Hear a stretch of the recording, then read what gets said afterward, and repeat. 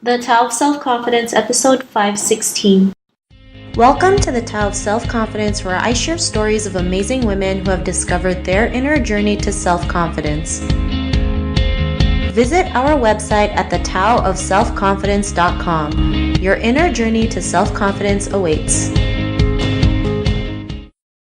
Well, hello, friend. Welcome to the Tao of Self-Confidence, where I share stories of amazing women who have discovered their inner journey to self-confidence. I'm your host today, Sheena Yap-Chan, and today I have an amazing lady on the show today. She is a two-time Emmy award-winning TV host and content creator, and also a Asian American advocate, and I'm really excited to have her on and share her story with us today on self-confidence. So without further ado, I'm going to introduce you to Jackie Fernandez. Jackie, how are you today? Maybe you can fill in a little bit more about yourself to our listeners. Hey, Sheena. Thanks so much for having me on your podcast. So, hi, listeners. So basically, I was a TV news anchor for about 10 years. I won 2 Emmys that way. I was born in Queens, New York, because I'm a queen. That's where you find them. But raised in the San Fernando Valley of Los Angeles. And I really went back and forth. Like, I was raised in LA, but then I moved to New York City to go to college there and major in journalism. I went to Hunter College. And then from there, I worked at ABC News and I did a bunch of movie reviews and entertainment segments for them, and then got a job co-hosting a brand new morning show in Greensboro, North Carolina. It was 3 hours of live TV, 5 days a week. Did that for 3 years. Went to Cleveland, Ohio, was a morning anchor there for a year and a half, and then was in Tampa for about a year doing their morning show when I decided I didn't want to do that anymore. And so now I'm here. I'm back in LA. I've been in LA for the past few months, and it's been so great. It's so amazing. I feel very fortunate that I wanted to be in LA and that my family lives here too. It's just like a win-win. Awesome. Well, thanks for sharing that. And Jackie, what's your cultural background? I am a Chinapina. I'm Filipino and Chinese. My parents are both from the Philippines, from Manila, specifically Marikina. And I'm first generation American here, American, Filipino, Chinese. My mom is Chinese and my dad is Filipino, but my mom was born and raised in the Philippines. So she's able to speak 3 languages, English, Chinese, Tagalog. But I feel like we really identify, I know for sure I do culturally, very much Filipino, but I'm really trying to learn more about my Chinese culture. Awesome. Well, thanks for sharing that. And, what would be your favorite self-confidence quote? I actually have it on my phone, funny enough. I just recently made this my wallpaper. And if you guys are listening and you want to see what my wallpaper looks like, you can just DM me at Jackie Fern on my Instagram and I'll share it on my stories or share it personally with you. But the quote is surrounded by all of these amazing women who are my heroes. And the quote is, "There are people less qualified than you doing the things you want to do simply because they decide to believe in themselves, period." Thanks for sharing that. And that's a great quote. I mean, having that belief in yourself is so important because it gives you that drive and, be able to take action on what you want to do. And it makes a huge difference. Like if you don't believe in yourself, you're not going to go out there no matter if you are qualified or not. I mean, you just go out there and do it and be okay with what the results are, what the outcome will be. So thanks for sharing that great quote. It's very tough for, I feel, women of color, but specifically Asian American women, or since you're in Toronto, maybe just Asian women in general, to kind of exude this inherent confidence because we know we're qualified. We're typically top of our class, all of these things, right? We have the knowledge, we have the smarts, and the only thing that is the biggest impediment is that this sense of belief is very tough because we were raised culturally, and it's also in our genetics, to just kind of to not be that way, to not rock the boat. We were raised with ideals of filial piety, which means, to respect your elders and your parents and have their wishes be above your own. And it's very conflicting for American-born Asians because you have the cultural ideals in your home, which are that, right? And then you go outside of the home and you're raised with these American ideals of fierce competitiveness and all about your self-serving, right? So it's kind of like this conflict. And I find that a lot of times for me, when people look at me, you see someone who is so confident and you think like, wow, she just exudes such belief in herself. And that's not true at all. I very much have so many moments of self-doubt and feeling very small that it's very important for me to remember that there are people out there who are doing the things that I want to do, that I believe and know that I can do. And the only reason why they're there is because they believe in themselves, right? And so if you're listening out there, because there's many times throughout my life where I felt like I didn't have the emotional support from my family, right? If you wanted to be in the creative world, which a lot of us want to do, but we feel like we're disappointing our parents or whatever expectations we believe we must have on ourselves. And I just say to you, go for it, because it's very hard when you don't have a lot of support around you. So it's like you have to center yourself to just have that within yourself, like positive self-talk. Refer to yourself in the third person. I've just recently started doing this as of last night, where you don't say like, I am smart, I am beautiful, because then that self-doubt in you goes, you're not really that pretty, you're not really that smart. But if you say your name, like, Jackie is smart, Jackie can do it, then that kind of changes your body and the actual chemical makeup inside to be like, actually, yes, I do believe I can do it, because there is nothing separating you from someone else except your own inherent belief. Thanks for sharing that. And, I think that's what confidence is mostly too. It's that having that belief in yourself, right? Learning to realize you are worthy to go out there and do the things that you love. And yeah, like you mentioned, growing up as, Asian women, we're always told to be in the background. So it's really hard for us sometimes to go out there and do what we want, because we've been brought up in such a way where we're not supposed to, like you mentioned, make any noise or, do anything crazy. But, sometimes we just have to go out there and sometimes kind of rock the boat to show others what's possible. So thanks for sharing that. And Jackie, what was your life like before your discovery of self-confidence? You know what? I have to tell you, I remember hearing that question me and wondering, I don't even know when I, quote, discovered self-confidence. You know what I mean? Because I was raised in Los Angeles. I went to a high school filled with Disney star kids. And my parents, they came here from the Philippines. Their goal was to have children who would be nurses. And they didn't think or place a value on higher education. So their goal was to work as hard as they could. They came here with literally nothing in their mid-20s, not knowing the rules of this country, how things work, right? Like all the politics of it all. How do you advance?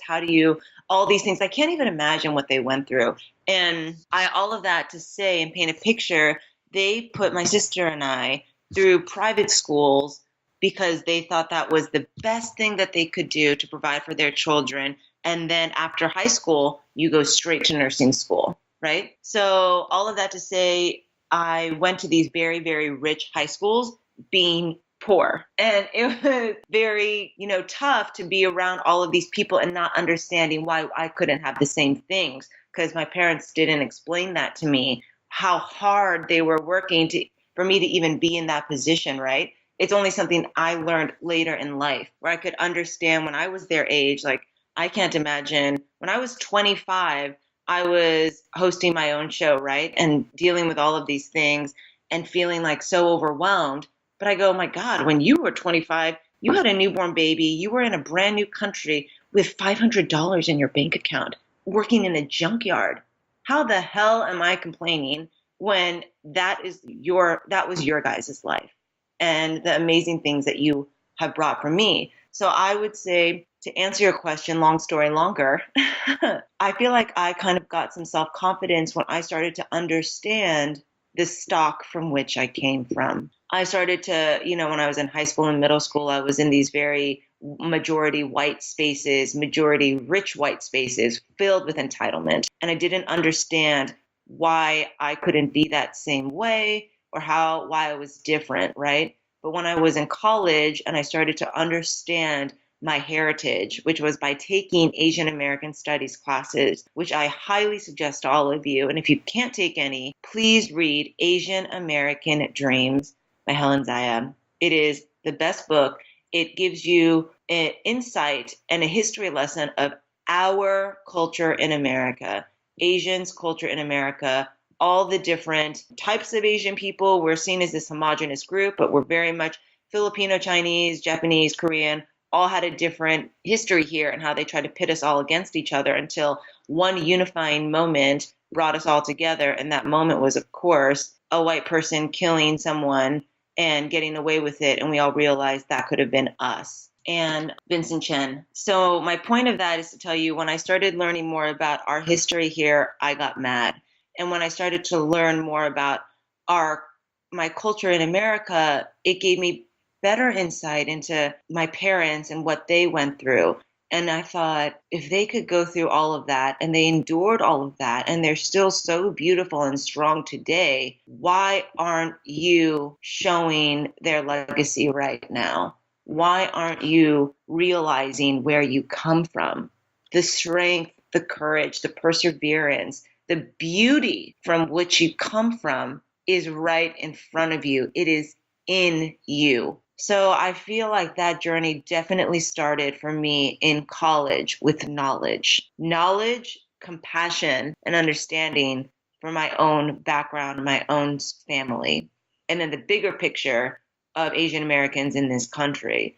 And from there, I was able to grow. And I feel like I know I'm still very much on a journey of self-discovery as I pivot careers and I'm looking to create content that speaks to us and for us. And that takes a lot of courage. And when I, volley back and forth between feeling not that confident, I have to remind myself of this journey, of what I've overcome and who I am, which is my mother's daughter, my father's daughter. And another quote that I really love too is to be that dream that your ancestors had, And so it's like, yeah, that's what I'm going to do. They came to this country. I'm first generation and I'm breaking a lot of the cycles. I didn't want to be a nurse.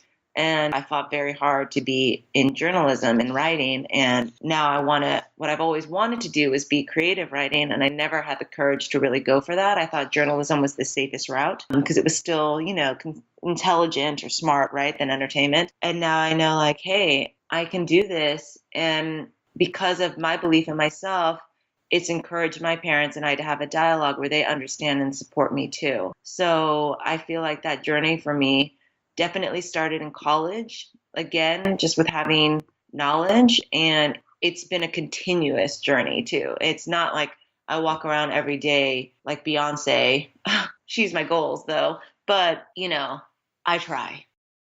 Thanks for sharing that. And I love how you mentioned, how Asian Americans are portrayed in America. I remember recently reading an article how, Asian women in big movies are portrayed one way. It's like they have this colored purple hair or streak of purple hair in them. And it's like, it's just showing people that we're just this one type of person, not realizing there's many types of Asian people. We're all made differently and that, we should be showcased differently, right? In the media, which is, something that is still lacking in Hollywood, right? That Asian representation. And, I like how you mentioned that you're going to, because we have this problem, you're going to be the face, right? You're going to be there and help create a better, representation of it. And, it starts with us, right? We find this thing that doesn't sit right with us. And instead of, complaining about it, we just go ahead and do something about it. And like you becoming a creative writer, it's great that you can go out there and realize that you're worthy to be a creative writer and you can go out there and create the content that you want. And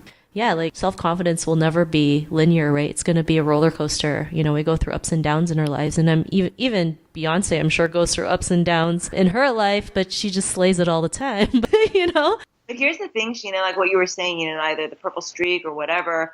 When you are, recently I just did this huge profile on Ross Butler about he's like this new wave of sexy Asian hunks, right? And I'm so happy to see Asian men being portrayed as these sexual, complex characters on screen because I think about 1%, literally 1% of leading roles go to like Asian guys. And now that's slowly changing. We're going to see that with Crazy Rich Asians. It has to do well so box offices know that there's an audience who wants to see this. And these people, us, an all Asian cast, can sell a movie. But my point is of that article, and it's same for both Asian women and Asian men. Asian men have been portrayed as these like emasculated, nerdy, foreign sidekick guys, right? Asian women, we have been portrayed as these one-dimensional, sexualized, fetishized tiger mom or dragon lady type characters.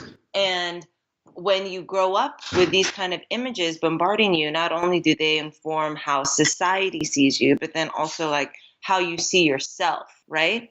So growing up, you see these kind of things and then you think, how can they change this? How can it be changed when white rooms, white writers have been creating our narratives for us for decades? And I'm like, I've been waiting for this like Asian hero. I'm waiting for our version of an Issa Rae, our version of a Tina Fey, Shonda Rhimes. I'm like, when is this going to come? You know, I can't wait to support this person who's creating these stories where it's complicated, nuanced, multidimensional, troubled, right? Versions of ourselves who are all these different facets.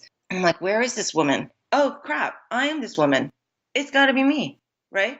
So I'm like, oh, wow. So that's been my other journey. That's just a side tangent. Awesome. And I'm sure you will do amazing, being that Asian hero. I know we look for things and we realize it's within us and we can go out there and create that. So I'm glad that you were able to see that and, realize you can be that Asian hero to so many women out there and men. So thanks again. And, to the woman who's listening to your episode, she may be in her own journey of self-confidence. What would be that one tip you would give to her? I would say to be gentle with yourself, right? I feel like many times we keep comparing ourselves to others. Instagram can sometimes be like a black hole where you just spiral into, comparison. And I would say to you on your journey to self-discovery, to just be gentle with yourself, to breathe. I find that meditating really helps me. I find that meditating while looking in the mirror and breathing while looking in the mirror and putting on like my facial creams and getting ready for the day really helps. And I find that for specifically women of color and Asian American women or Asian women, it's hard for us to be vulnerable, right? And when you learn to be vulnerable, you learn confidence, because I have come from a place where I have only been taught to be strong for everyone else, strong for myself. And when you aren't vulnerable, not only can you not feel emotions of pain or sorrow or grief, right? You can't feel the other good emotions like gratitude and joy.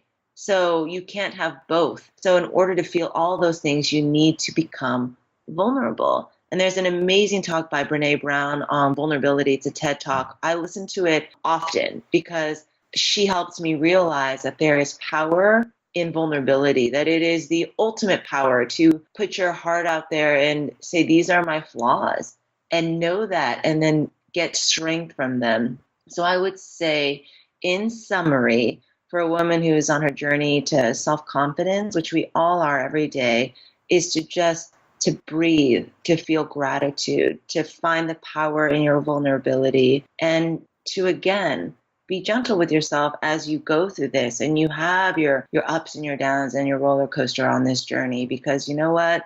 Those lows are all getting you ready for the highs. And every time as you go on, when you have these lows, you'll remember that you've been through them and that you can go through them. And the only way to get past them is to go through them, not avoid them. So that would be my advice.